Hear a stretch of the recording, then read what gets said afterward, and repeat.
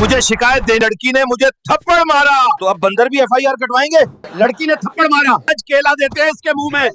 तो चलिए शुरू करते हैं। अल्लाह के नाम पे कुछ दे दो आंटी। मैं एक खूबसूरत लड़की हूँ, क्या मैं तुम्हें आंटी लगती हूँ? A few minutes later. मुझे शिकायत देनी है,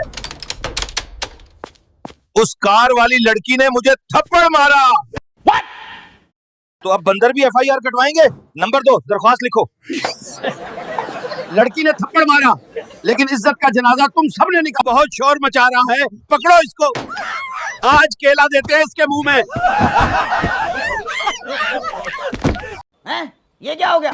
ये क्या सुन रहा हूँ मैं? थप्पड़ मारने वाली लड़की टिकटॉकर निकली, लेकिन मुझे भी बचाने साएं आ रहा है।